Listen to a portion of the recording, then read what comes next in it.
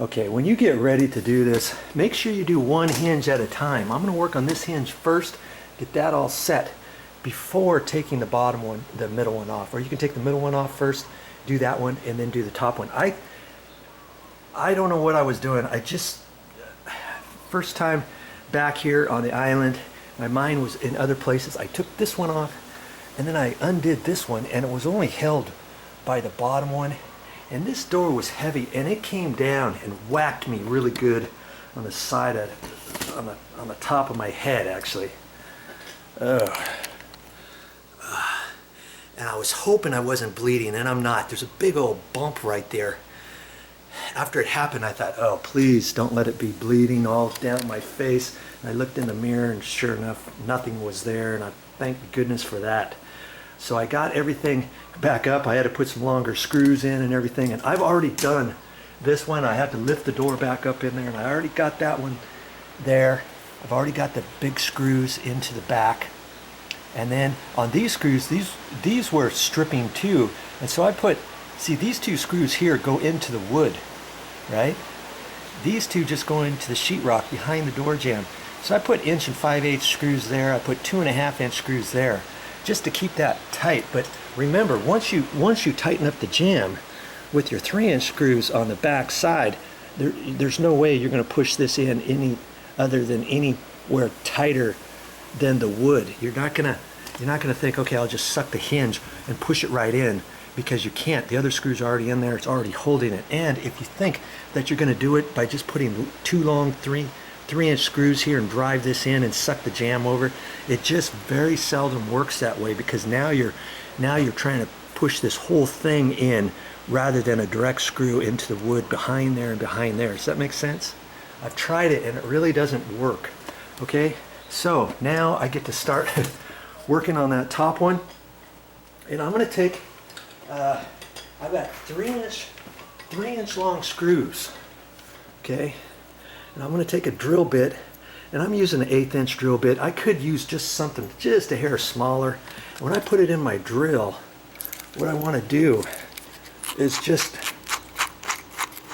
not put it in all the way like standard. Yeah, that's like standard. I'm going to pull it out as far as I can without it wobbling. Okay, so I only have it in about 1/8 inch.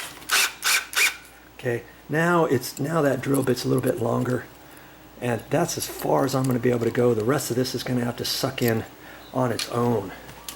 Okay, so now I can get up in there. Hopefully you'll be able to see this over my shoulder. We'll see what we can do here.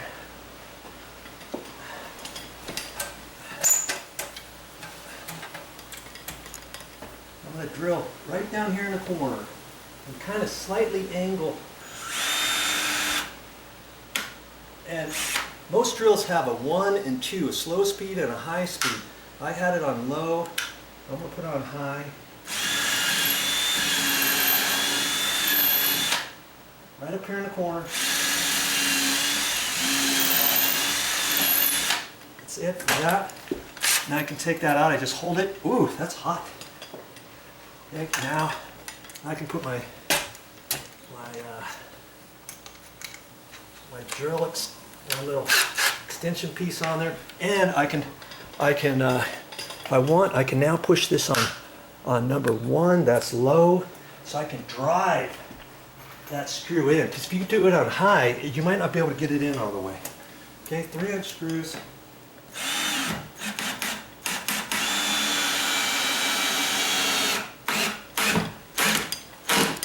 I'm going to drive it in as far as I can.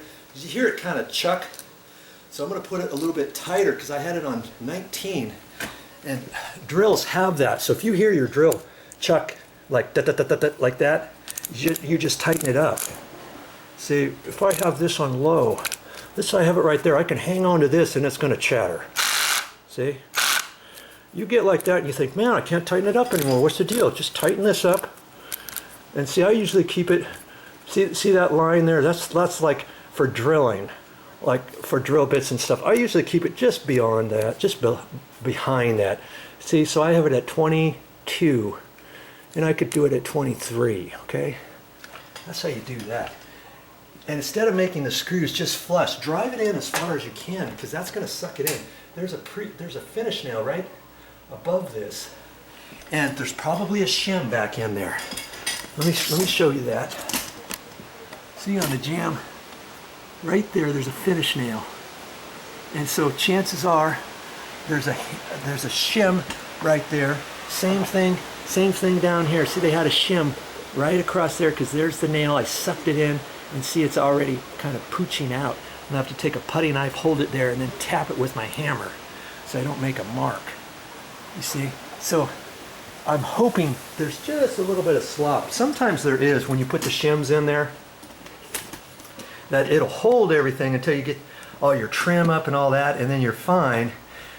So I'm hoping I can just drive this whole door jamb over just a little bit. Now granted, on this one here, it's a little bit more work because usually you're right up against a wall. Now see here, there's the jamb portion, and there's probably a 4x4 post in there. Then there's a window. This is a jalousie window. It's got little handles here. It's kind of cool. See, now I got the top of the window open. I'm letting the breeze in. There's 3 of those on there. So see, I can't really shove it over too far, can I? But I think I'm going to be able to do it tight enough, and it's just gonna, we'll just have to see before we try doing anything else to this door. There are other things I can do to this door, but this is the first thing I try.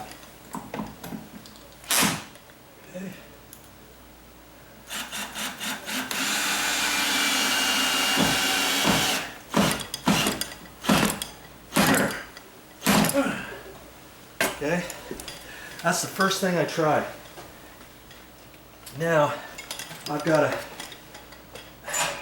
look at that, flop the hinge back over, and I see the door has to be pushed up this way a little bit more.